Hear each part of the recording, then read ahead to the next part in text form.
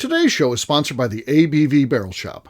The ABV Barrel Shop is located in the St. Louis metro community of Arnold, Missouri. The ABV Barrel Shop is focused on one thing, single barrels. Best of all, you can try before you buy.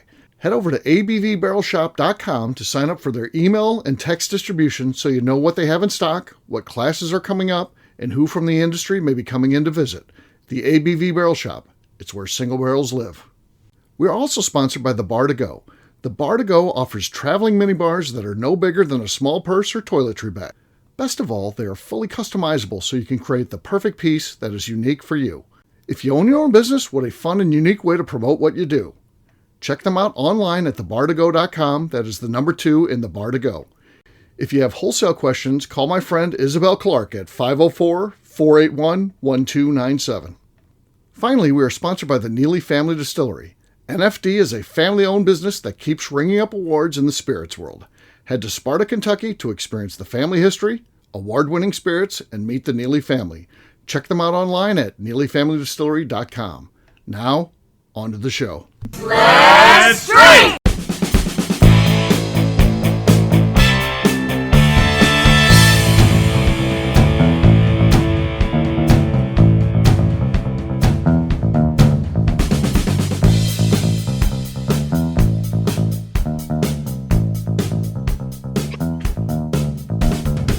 Welcome to the Bourbon Daily, the podcast about everything bourbon delivered to you every day of the week. Today on the show, we discuss threats that may reverse our bourbon boom. My name is McNew. Please join me in welcoming my co-host, Steve Akeley, along with our special guests, Wes Harden, Tim Swaya, and Katie Joyce. Hey gang, what's up? Hey guys. Hello there. Hey, so yes, we are going to have a fun show today. We're going to be talking about threats to bourbon. We'll be following this up in a couple days with opportunities, so we'll kind of take a look at both sides of this one. But for right now, Tim said there's something he wanted to talk about. What is that, Tim? Yeah, so tonight that we're recording is my birthday, and I'm curious to see if you're a pretentious and selfish son of a bitch like myself, because I purposely make sure that I like the cake or pie that I'm eating that I asked for my birthday that nobody else likes. So people have to get they'll get like coconut cream pie. I love coconut cream pie. Nobody in my entire family except my mother likes coconut cream pie. So no, I want coconut cream pie. And they have to buy a second cake or something like that for everybody else to eat because nobody will touch it. And you know what? I'm okay with that. It's my damn summer birthday. I got shafted as a kid. None of the people in school cared about summer birthday kids. Well, it's my freaking day, and I'm going to eat my coconut cream pie in my fat pants and love it. So now I feel better now. Does anyone have a number to a therapist they can give to? Right. I got to work some shit out. I feel like you need to pull a Billy Madison because schools are back now. Schools went back on Wednesday. You could have your birthday in Missouri at school now. I mean, Missouri schools are prohibited from going back this early in order to protect the commerce at Lake of the Ozarks. Wow. That's amazing. That's what we care more about than our education. Well, no, because I feel like they get out after Memorial Day and they get like maybe 5 to 6 weeks. They go back so early. Indiana's stupid anyway. Missouri can't start until the 21st. That's good. Here. It's based on, but anyways. So I guess the real question is, do you do anything that you know for sure it's only going to be for you at the expense of everybody else? Yeah. And it's something that you keep quiet for yourself and you just kind of like, yeah, this is just for me. That's it. No, I don't. I've never been a huge like, hey, it's my birthday. What are you doing for me type of thing. I really just don't care at all. So if somebody does something great, appreciative, have fun, we're going to do whatever. But like any kind of, if we're doing anything, we better go here or we better have this or it better involve that. I could care less. As long as it's not something that I hate doing, which it never is. As long as it's I wonder what that list is, though, Wes. Yeah, that list has got to be quite extensive. No, it's actually not as large as you would think it is. Huh? Is that what she said? That is what she said. Unfortunately for me. Damn it. Fuck you, Katie. Hey, we made it to the third show before I got that. Look at that. There you go. Oh, jerk. So, and is this birthday specific, Tim, or is this? I waltz. So every time they always say, what do you want for cake? What do you want for this? And so I walk in, I always grab my coconut cream pie and I put it in the grocery cart. And then they're like, oh, I don't like coconut cream pie. So always get something else for yourself. That's fine. It's no problem. Nobody blows birthday candles out on cakes anymore, so it doesn't matter. But I sit there and waltz out with my coconut cream pie. How many birthday candles do you have on there? I had 46 this year. Oh, congratulations. You're old. As my daughter told me, I'm half dead. Actually, that's not bad. That's a pretty long life. That's okay. You've lived a long life, so it's time to 92. Time to move on. Time to get out of here. That's right. Yeah. Getting's good. Yeah. I think asking for a specific cake you like on your birthday, if they are the family that gets birthday cakes, I think that's okay. I think you should get whatever you like. Yeah. That's the one time when it's okay. So, yeah. I also think it makes a difference of family versus other setting. So, like, True. if you're out like at a restaurant or like in like a large party, Right. and like everyone must have coconut cream different. pie, Yeah. that would be a bit excessive. Right. I would agree with this that. is true. Yes. So like it's his 50th birthday and there's like 150 people invited or something. And he's like, Right. everybody's having coconut cream because that's It would what be I- very And you're entertaining. gonna like it. You don't like it, you can leave. In I like that that. area. That would be a little much, but Just leave your minimum $500 bottle of bourbon for me. Yeah. at family, I think that's when you can, like, on your birthday, you can give your demand to your family, especially when you're like, get your Right. own dessert. I don't care. I'm having my coconut cream pie. Like, you're my family. I'm going to tell you what I want on my birthday. Like, That's right. that's appropriate. Absolutely. I agree. Yeah. We don't do cake or anything, but we just my family. It's you choose the restaurant, so it's we go out on everybody's birthdays and they get to choose the restaurant. So no tinned fish, Steve? no tinned fish. No. Well, Now my nephew, who now lives with my mom, so he's playing for the Junior Blues, and so he's part of the family now. So his birthday comes around. Now, yeah, I like to go to Sam's Steakhouse. My kid goes to these great places and all that. My nephew, his birthday is in June. He goes his official pick, Buffalo Wild Wings. How old is he? Like 20s? He's 19. He just turned Okay, 19. there you go. That's good when you're 19. Oh yeah, How does he the not say Hooters? I know, right? You know? That's what I was thinking. That's the ultimate place you can go, right there. Then you go to your Buffalo Wild Wings. It doesn't get any better than that. No, it's a step up from Right, Carl's like- Jr. I don't know. Their wings are terrible, but It's Awful. a sit down restaurant. He got a server and everything. Okay. Yeah, it's fancy. he's like Fancy. he was working a job in Look, the they off got those season. metal forks. Oh, Yeah, They would come wrapped in a napkin too. Holy cow, it's great. he's working a job as a busboy at a Mexican restaurant, and but they haven't been giving him any hours. So now he wants to do another job. I'm like, well, what do you want to do? He's like, oh, I want to be a bouncer. I'm like, a bouncer? You're not. Well, he's not even 21 yet. Yeah, I'm like, I think you got to be of age to be there. And he's like, no, you just stand outside. Yeah. He And was it's like, 18 in most Yeah. places. yeah, well, That's he's a 19 thankless now. job. Oh yeah. I'm like, well, you got to get in fights. He's like, that's a good point. That's a selling point. That's a selling point for him, yeah. Hockey off. All that pent up aggression between the pipes. Right. It's she's the off just waiting for a season. He's gonna goalie get any fights. Yeah. So, Let them know you're there, boys. You got to let them know you're there. yeah. So, yeah. All right.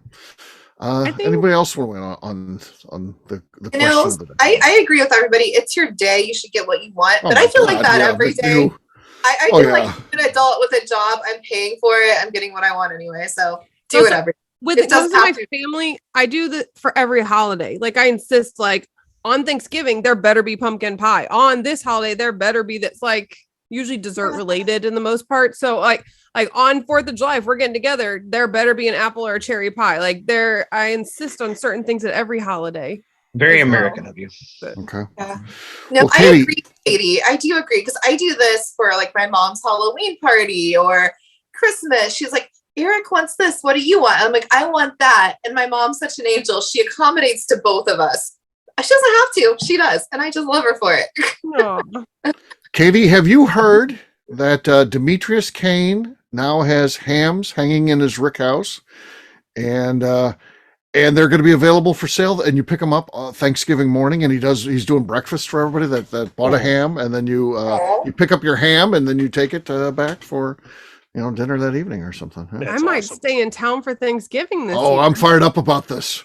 He Hey, can't take my money quick enough. I I haven't called him and I said I'm in, and I want one of these damn hams because I always wanted one from Willett. Willett always had the hams hanging there, but they wouldn't sell you one. Ah, Oh, so he's Yeah, I already, He's using normally the go to, dry like, distilled goods, Florida the or leftover mash, Yeah. feeding it to the pigs and to the livestock that he has, and now he's butchering them and hanging the hams in the yeah. warehouses. That's awesome. Very terroir, I think. normally go to like Florida for Thanksgiving, and then Publix can just provide my food. But dang, that's tempting. Oh yeah, yeah, that's going to be a cool one. So yeah, get ready, get ready. On that note, it's time to drink. What is everyone drinking? Let's start with Katie this time. Katie, what do you got? I have some horse and jockey. Horse and Jockey from the ABV Barrel Shop. That's correct. Nice. Very pop. good, very good. And That's I going to be. didn't even adjust my microphone. It I stayed love on that video. label. Firm I know the and label's stuck the cool. landing. I love that label. Yes. I'm a sucker for like horse racing labels. And it looks like it's like pre-prohibition. I mean, it looks like you found that Yeah, bottle in I your agree. granddad's basement. So Does no. this top fit? No, it's a different size. I Oh, was double cork pop. Dang it. I was gonna Oh. put the Blanton's top in it. to match Oh the yeah, label, but it doesn't that'll be fit. good. I'll have to whittle it down. Whittle Put it down a later. little bit, and you'll be good. Yeah. All right, McNew, what do you got? I have some Elijah Craig barrel proof. Uh-oh. Oh, nothing there. Nothing there. Other than the slamming on the desk. I had a weird week. You over win the here. death slam, though. Yeah, a lot of desk slamming going on today. Wes, what do you got? I have a little O Forster King Ranch. King Ranch, okay. It's actually a cork this time. Yeah. Maybe. Nope. No, nothing there. Nothing. Nothing there. Katie's got the lead. Tim's next. I've got a fresh cork, fresh pop here of a 2017 Yellowstone limited edition. Let's see here. Oh, That was cute Ooh. for Tim. That was really good for Tim. Considering we First normally can't stable hear lead. Tim's, he has to win that. Like we normally Yeah. can't hear his at all. And that Tim's was got the really lead. good. Tim's got the lead. I got the black dog though, so it's good. I'm coming after him. Let's see what we got. No, No. Tim gets it. Nope. Not enough. Black dog dead. Not enough. Oh. Yeah, put that black dog down. Yeah, Put him Tim down. wins.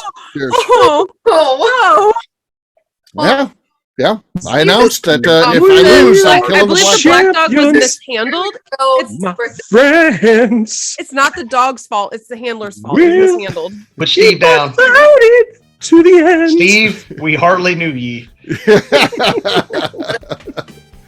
All right, we'll take a quick Oh, break. God, that's and good. then when we come back, we're going to be talking about threats to bourbon. What are some things that could happen to make all of this go bad? We'll do that in just a few.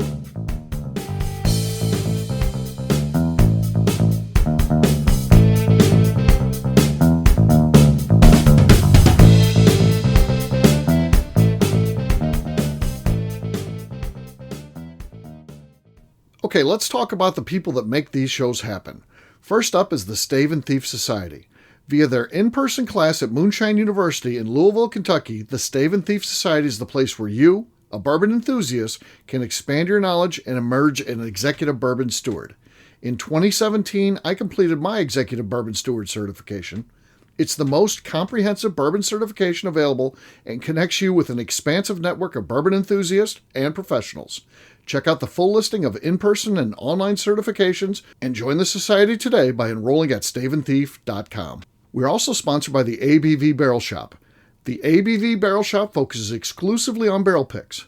It's the job of owners Steve Akeley and Jim Fosnot to seek out distilleries that are making the best whiskey in the world, taste through their barrels, and select the ones that are off-profile in the best way possible. They have high standards and refuse to allow anything into their store other than something they would be proud to have their name on. This leads to some really awkward conversations with distilleries that can't make it, but they do it for you, their customers. Learn more about what is going on at their St. Louis-based store by heading over to abvbarrelshop.com.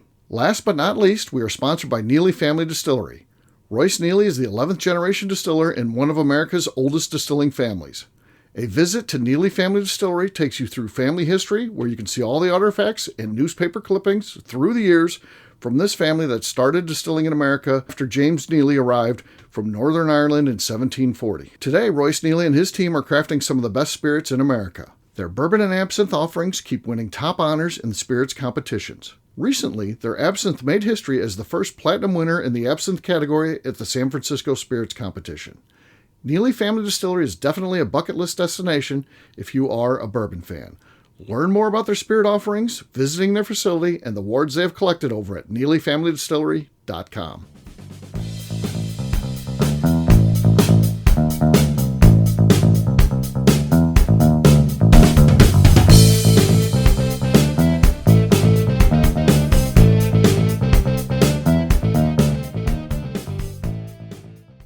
This is Mr. Bill. You're listening to the Bourbon Daily. I don't drink to that. Welcome back to the Bourbon Daily. Today we're talking about threats to bourbon. Yes, we are. I think, what do we want to talk about? What do we think are some of those threats? The things that could hurt this business long term and ultimately cause things to sour and maybe bourbon starts going the other way. We've been on this great, upward trajectory, and we just want to keep, get building more and more bourbon, lay down more bourbon, more people coming in. But what could be something that ruins that? I think the bourbon industry itself is a threat to itself. Yes. And so what I mean by that Agreed. is, yeah, I do. So what I mean by that is we're kind of there to a degree, especially with the big guys. So there's this race to get as much product out on the shelf. And we've already spent the last 10 years reducing or eliminating age statements. We're getting into smaller size bottles, 700 milliliter versus 750. Everything's on allocation.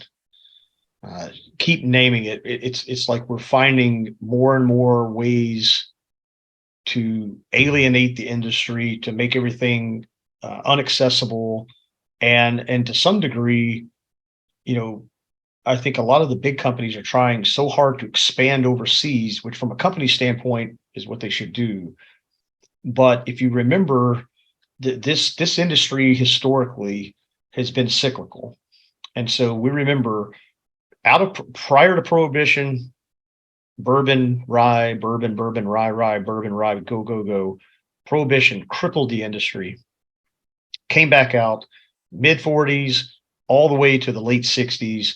It's the big five for the most part, and they're the hottest thing going, just like they are today. But they were still practicing older techniques that were based on quality more so than quantity and bottom line and pocketbooks and things like that. You have the bourbon downturn of the 70s, 80s, and into the late 90s, where they couldn't give the stuff away. And now we're back into another rebirth. And it feels a lot like we're in that 50s, early 60s range. And I don't want it to happen, but I'm waiting for the day. And we're starting to see, so I live in Louisville. So Louisville and Kentucky is the epicenter of the bourbon world. It just is. Bardstown. Yeah, I got it. But Well, Lexington may say Arnold, something about Missouri, that too. yeah, Or Arnold, Missouri. Yeah. or those places that wish they were. Columbia, Illinois may say something Or about those that places that wish they were that aren't, but we really are. And so what I've noticed over the last 5 years specifically, and what I've noticed over the last six months to a year, is not a lot, but there's a lot of the big players' allocated bottles are starting to come back on the shelves unallocated. So it doesn't sound like a big deal, but when you went from things like just regular Buffalo Trace being allocated and Elijah Craig Barrel Proof being allocated and things like that, we're like, you can walk into a lot of stores in Louisville now and see Blanton's and Blanton's Store Pick. You can see Weller Special Reserve, and I'm not talking for 10 times the retail price.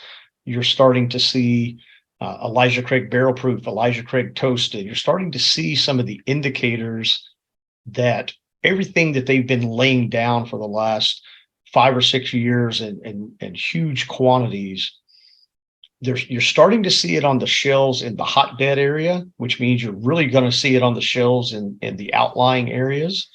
I mean, if you go to Texas, you can't swing a dead cat without finding a store that's got cases of Weller Foolproof and Weller 12 and on and on. So what that's a good thing. It's a really great thing. So it starts pulling those things out of the secondary market and makes them affordable again. But what I worry about is, do we have an impending crash coming? And the way to stave that off is get back to, and so like Wild Turkey's doing a great job. They have reintroduced an 8-year age statement. They've reintroduced a 12-year age statement. And so they are one of the big players that are starting to get back in a little bit into. You know who's doing a better job than anybody at that? Who's that? Jack Daniels. Exactly. So Bingo. Jack Daniels has the 12 year. Killing it. Is killing it. Dickel has the 17 year, and they have the 15 Right. year, and so those are good signs. And if Sazerac starts joining into that whole scenario, even Maker's Mark is getting ready to come out with a 12-year blend, which is unheard of for Maker's Mark. Absolutely unheard of. So that tells me one of two things. A, maybe some of the growth is slowing down globally, and now they're starting to get they have a little more stock on hand than they thought they were going to have, and now they got to find a way to get rid of it. That's great for the consumer because we're going to get a better product in theory. Right. But they can get in their own way if they don't continue to service both the diehard bourbon people who want the age statements and the extra aging and so forth, while also growing newer and young people with cheaper products, good off-the-shelf products, a little bit lower proof products and things like that, and service the bar industry. So they can get in their own way by letting the accountants ruin everything. They've got to keep that balance of accounting and quality is what they've got to do, or they're going to find themselves in the same place they were in the 70s. What are other threats that we're thinking are out there? So Wes had a lot of good points, and on top of those, I think tequila and mezcal, because they can So be you're thinking the fast, uprising of other spirits, not necessarily. Yeah. so fast growing, and they're fun and they're good and they have good quality. And there are people just as obsessed with tequila as we are bourbon. And Oh my gosh. I like tequila too, and I like mezcal too. Like I could easily cross over if I got to the point where I'm chasing everything. This isn't fun anymore. I don't want to do it no more. Like tequila would be my next step. I literally have started doing that. I've been growing my tequila collection now because be the next thing. It very well could be. Both of those answers were way smarter than what I had on my list. Like I'm like the Wes's whole thing. I was like, yeah. Like, oh shit. And I looked down at my list of what I had and I was like, okay, a few of those things I did have, but top of my list was not that in depth or focused on the market. Yeah. Well, certainly, I mean, there's a lot of issues with capacity that's going to be coming up. I mean, I put together that list earlier this year of all the distilleries that are being built that are coming up, and then more and more keep getting added. You know, the whole production facility that's Caleb Kilburn's going to do, and so that needs to get added to the list. Where's all this whiskey going to go?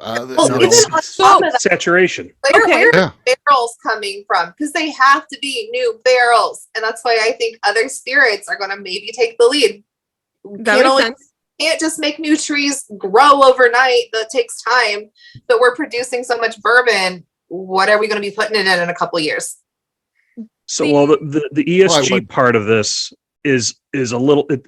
The only thing I think they have left to point to is the barrel production. So you're right, McNew. That's that one you can't have a good answer for, because the rest of it, every byproduct of the distilling process has a value to it in the secondary market. The sustainability of the plants outside of heating the boilers or whatever they're doing to heat the stills, that's another place where they could cut and be more environmentally friendly if they want to. They can. So you got a point there on that. They could do it differently. Just saying, there's more eco-friendly ways we could be doing it. Correct. Okay. You know, but if you think about it, the heads, the hearts, and the tails. Heads have a place in the distillery to be able to clean. The tails could be sold to chemical companies and made into something else. All that stuff's not thrown down a drain. Should be recaptured and sold off. The dry distilled goods after that sold to the farmers.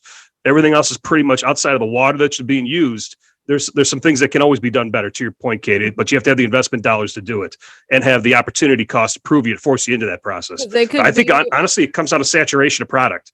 You talk to, I had one of our friends of the program up in the neighborhood here, and we met with a couple different folks, and the responses back from the business owners and liquor stores is, I don't have any more rooms on the shelf for everything. If I have to put you in here, somebody's got to go. I love your product, but I got to kick somebody else out. Shelf storage was my number one on my list. The issue is the threat, shelf storage. I'm out. Yeah, that's for the liquor stores as well as the consumers. Because why I'm going back to the consumers is over the last 3 years, all that demand of us consuming whiskey and educating has been pulled forward. So we basically have bought about probably 3 to 6 years worth of product already because we were at home and had nothing else to do. So how many people are started educating, getting on the podcast, opening up podcasts, finding business opportunities there? Interest rates were zero. That means a lot of businesses can start when the cost of capital is the same. Now interest rates are at 5%. The cost of capital is not the same. Scale's going to win. And I think you're seeing, look at the spirits that are being released right now with the most fanfare. I would say the most advertised. American Single Malt, out of who? Jim Beam. American Single Malt, out of Limestone Branch. You're seeing all these, I think that these companies have already seen it, and they're trying to create new buzz to the distillery, but all new product lines now that are completely different. Would Beam be the one introducing innovative spirits traditionally? Or would they wait to see the market go and then they go all in? They're a second to market strategy company. They wait for the markets to go, they find out where they place their chips, and then they'll go all in, push it all in. Yeah. They're leading the charge in a lot of this stuff, and they're going in a little bit faster to the market than I think they would be normally want to, but they have to, because I think they realize that I don't know if this is going. We got to create some more buzz on something else. Yeah. I feel like a lot of the novelty things are a threat too. So all these celebrity brands and all that, I think it's bad. I mean, you think about vodka exploded in popularity several years ago, and then they just started doing all these crazy flavors like whipped cream. Well, here's whipped cream with sprinkles. Here's whipped cream with Jimmy's. It's like how many different takes on different vodkas do you need? And it ruined it. And I think celebrity stuff is a problem. I think that people get sick of crotch shots and people buying $300. Did I do good on this? Was this a good deal? Yeah, that wears on you. And also, if I post a bottle, hey, I got this bottle at Neely. They're going to be coming out with it in 6 months, but here's what it looks like. Someone will be like, I got a couple extra of these in my. If Tim's like that looks cool, then there'll be a post to follow up that, hey, I got a couple extra of these on my shelf if you want to buy one. That shit just. Yeah, this nonstop barrage, it wears people out where it's like, I'm just done with this. I think all this stuff is cumulative. Is going to kill it. There's where the industry hurts itself. Mm-hmm. Yeah, I think another reason to be against the secondary market as well. Yeah, I think all that shit ends up adding up, and then that gives people a bad feeling, and then they look to something else. They're not going to quit drinking, but maybe it's tequila, or maybe it's something they think is a little bit more pure. I don't know what it's going to be. A lot of that too, from the allocation issues and the inconsistent distribution, it just continues to fit into that. Yeah, I think the underdog spirit here, and I don't know if it's technically not a spirit, I don't think, but the underdog drink here, and it's been around for as long as anything has, is wine. And the bourbon industry has had so many wine finished bourbons.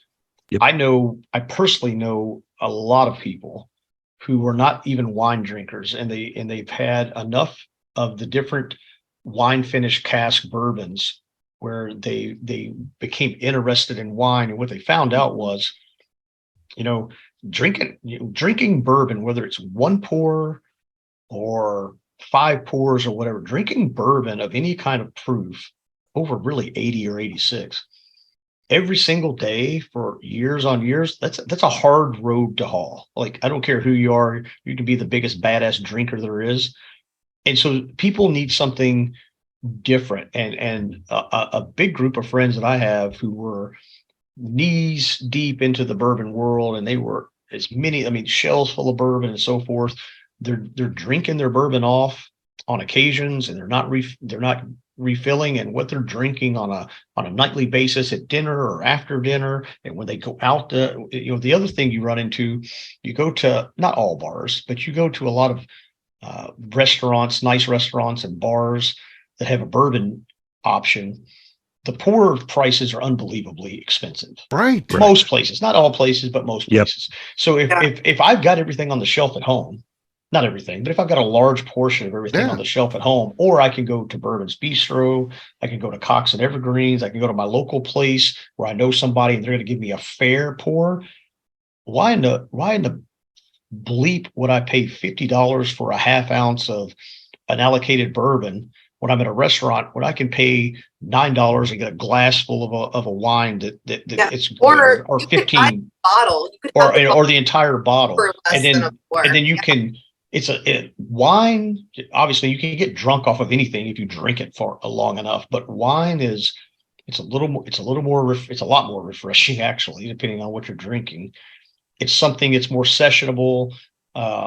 You can share it with people. You can sip. You can do all. So I think tequila. McNew's right. That's the next best. That's the next thing that's gonna. It's going to create allocated tequilas, and it's going to create collectible tequilas and all those kind of things. But I still think wine is still hard to move out of the way, and it's got such a huge shelf presence on all liquor stores and things like that. Like you go to Liquor Barn or Total Wine, half the fucking store is wine. Yeah. Yeah. Everything else shares the rest of it. So I agree with you because I also like wine. I like Cabernets. I like red wine. But there was an episode a few back of the Bourbon Daily. It might have been a month ago where Becca said, "I don't think wine counts as drinking," and I agree with her. I absolutely agree with her because I will drink a bottle of wine on a fucking Tuesday and be like, "I didn't drink last night," and my husband will be like, "You drank a drinking bottle a seltzer." of wine." And I'm like, it doesn't count. I'm like, wine doesn't count. It doesn't count. And I think it's because in Indiana, like they let you have a beer and wine license. Like there are restaurants that we can serve beer and wine, but we can't serve liquor. So I'm like, wine doesn't count as drinking. And I feel like if we were in Europe, that'd be fine because you can have it for freaking lunch or breakfast if you want. But we're Americans, so we have a weird thing about it. So I think that's like why wine isn't catching up with tequila. But I like wine, and it has been around forever. And it's easy and it's fun and it's flavorful like bourbon is, but I never think it'll catch up like a collector that for me. But I think it could. I think it's already a saturated market as well. Correct. Well, you got two things. We've already seen the slow moving train wreck with craft breweries. Look at Anchor Brewing Company. Yeah. Drink local. Right. Drink local is what killed Anchor Brewing Company. Right? They were one of the original craft brewers. They didn't change their formula. They didn't change anything. Everybody started drinking closer to where they're at, and all these breweries popped up. And when I can drive over and get something local, feel like I'm helping my local business, local taxes, that's what killed that. So that's what I think we're heading towards. But I'd also add, I think there's some blasphemy in the bartending and the mixologist community.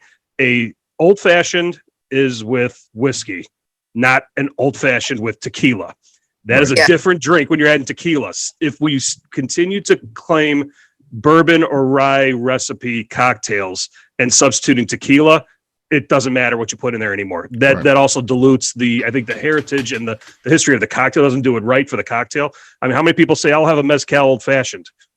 Right. No, it's not an old fashioned anymore. That's a mezcal with other ingredients. That's a new drink. But that's, I think, the substitution part of different spirits in standard day normal stuff. Oh yeah, I had an old fashioned last night. Well, what'd you have it with? Well, I had it with tequila. That's not an old fashioned. And you'd be, well, I had an old fashioned with whatever bourbon or whatever rye or whatever it may be, whatever whiskey I put in there. But I think there's some issues with that too as well because everybody blurs it now. So what's usually bourbon territory or whiskey territory is now anybody's territory. That may chip away at it. You're thinking so. Yep. Yeah. So there you go. There's a look at some of the threats that are going on with bourbon right now. Like I said, it's not going to be the show tomorrow, but we'll have one very soon where we're going to be talking about opportunities. Well, we'll wrap this one up as we always do by talking about where people can find us. Katie, we'll start with you. Where can people find you? You can find me still figuring out how to add more shelf storage in order to not be a threat to the bourbon industry. And also over on Instagram at Katie Proof. All right, Tim. You can find me buying more dining room furniture as a head fake for whiskey storage with my wife at resale shops on Instagram at SwyGuy2112. All right, Wes. Muted. He's still giving his plug, though. you can find me talking on mute, and then you can find me on Instagram at Bourbon_Wes. All right, McNew. I'm on Instagram at McNew, ABV. For me, I'm an easy guy to find. I'm at Steve Akeley on Twitter, Instagram, or Facebook. I've got a website, steveakeley.com. We've also got a company website. That thing's abvnetwork.com. You need to check that one out. Everything that we do is out there. We put all of our previous shows, our blogs, so much more. abvnetwork.com. Come by and see us, the ABV Barrel Shop, St. Louis, Missouri. We'd love to show you what we've got in terms of bourbon.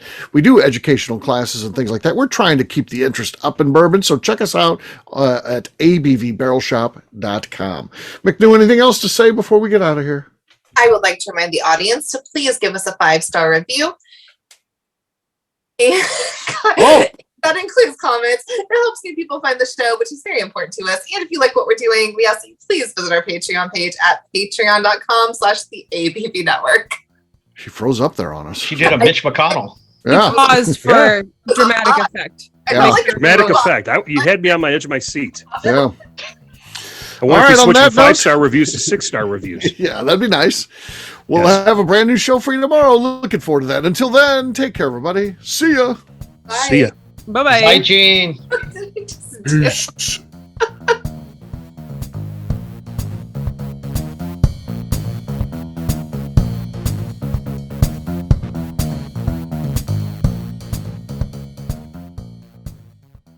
Before we finish the show, let's talk about some of the great companies that support the ABV network. First up is Moonshine Still Pro. Moonshine Still Pro is owned and operated by Russell Creed, who makes stills for the hobby distiller.